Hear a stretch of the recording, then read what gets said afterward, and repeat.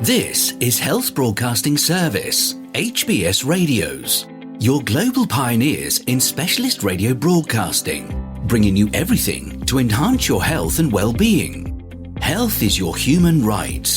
HBS, your partners in everything about your health and well-being.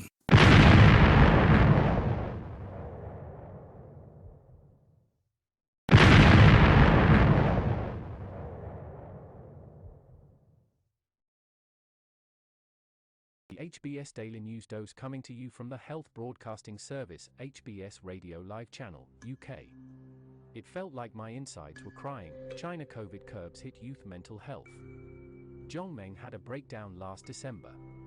The 20-year-old found herself sobbing on the stairs of her dorm, driven to despair by repeated COVID lockdowns of her university campus in Beijing. The lockdowns had meant she was mostly confined to her room and unable to meet up with friends. There were also strict curbs on when she could visit the canteen or take a shower.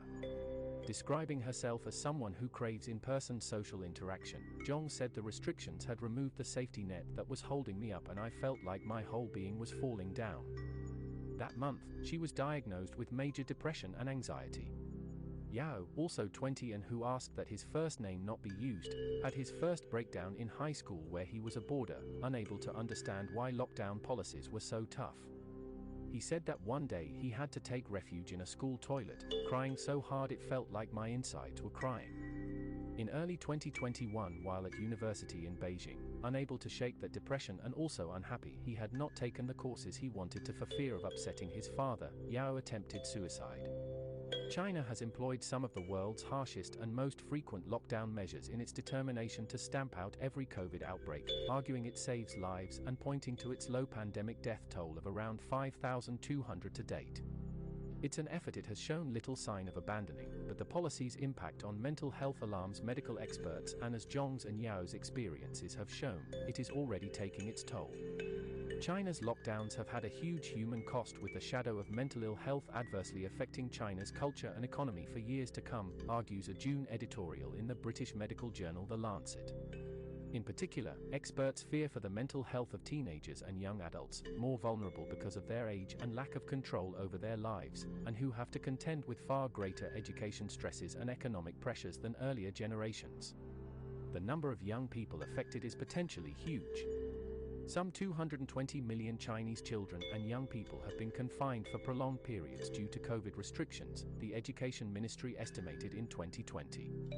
It did not respond to a Reuters request for an updated figure and comment on the topic. Kids under pressure. The COVID curbs have sometimes forced young people into extreme situations. During Shanghai's 2-month draconian lockdown this year, for instance, some 15 to 18-year-olds had to isolate by themselves at hotels as they were not allowed to return home.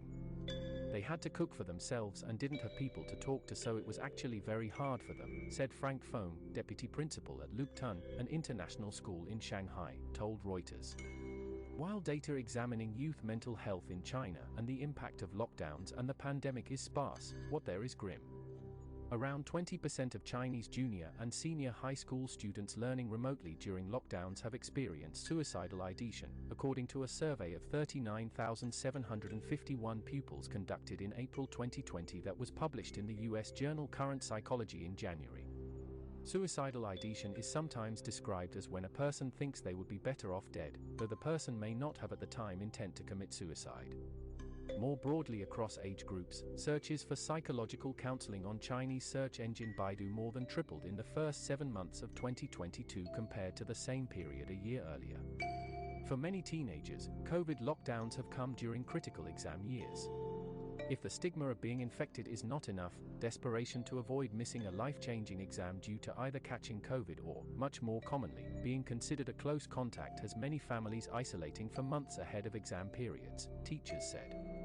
Exacerbating that academic pressure are dismal job prospects. While overall unemployment stands at 5.4%, the rate for urban youth has soared to 19.9%, the highest level on record, as corporate hiring withers due to the pandemic and regulatory crackdowns on the tech and tutoring sectors. Most students are also only children due to China's 1980 to 2015 one-child policy and are conscious they will have to help support their parents in the future. According to a Fudan University survey of around 4,500 young people this year, some 70% expressed varying degrees of anxiety.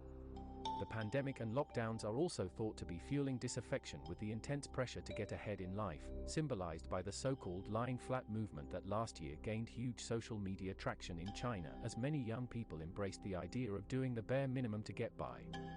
A 2-decade toll? For its part, the Education Ministry has launched a raft of measures to improve mental health for students during the pandemic, including the introduction of mandatory mental health classes at colleges and a drive to ramp up the country's number of school counselors, therapists, and psychiatrists. But mental health has gained attention in China only in the last 20 years, and the ministry's efforts to install counselors in schools are relatively new. Most schools would not have had one last year. Guidelines it published in June 2021 call for a ratio of at least one counselor per 4,000 students nationwide. State media have also taken up the topic. A June 6 article in the China Daily that focused on the mental health impact of COVID curbs on vulnerable groups including teenagers quoted Lu Lin, president of Peking University's 6th hospital, as saying that COVID's toll on people's mental health could last over 2 decades. Data from early 2020 shows that a third of residents who isolated at home had experienced conditions such as depression, anxiety, and insomnia, he said. Lu estimated most would recover after an outbreak subsides, but 10% would be unable to completely return to normal, noting he had teenage patients who had developed gaming addiction, had trouble sleeping, and continued to be downcast and reluctant to go outdoors. For Zhong, lockdowns and her subsequent depression have completely shattered her worldview.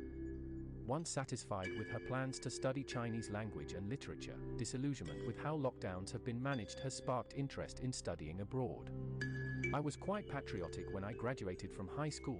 This feeling is slowly disappearing. It's not that I don't trust the government anymore, it's more of a feeling that the smell of masks and sanitizer has penetrated deep into my bones. Feel free to connect with us on our Facebook platform at Health Broadcast and our website at www.healthbroadcastingservice.com. And please remember to press the subscribe button to stay abreast of timely, vital, and authentic health news developments from around the world, delivered to you by the Health Broadcasting Service UK, on our YouTube channel. We will bring more updates as news develop. Stay safe and remain healthy. Bye for now.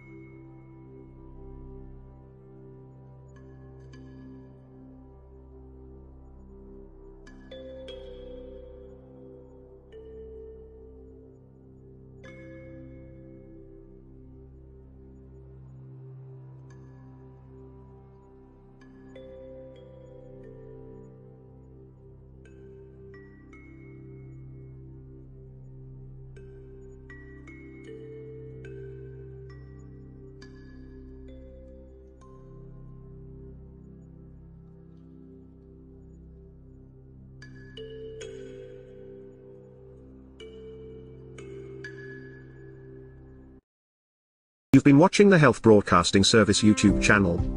Your channel of excellence and distinction. Pioneering specialist radio broadcasting. Giving you the best experience. Subscribe to our channel.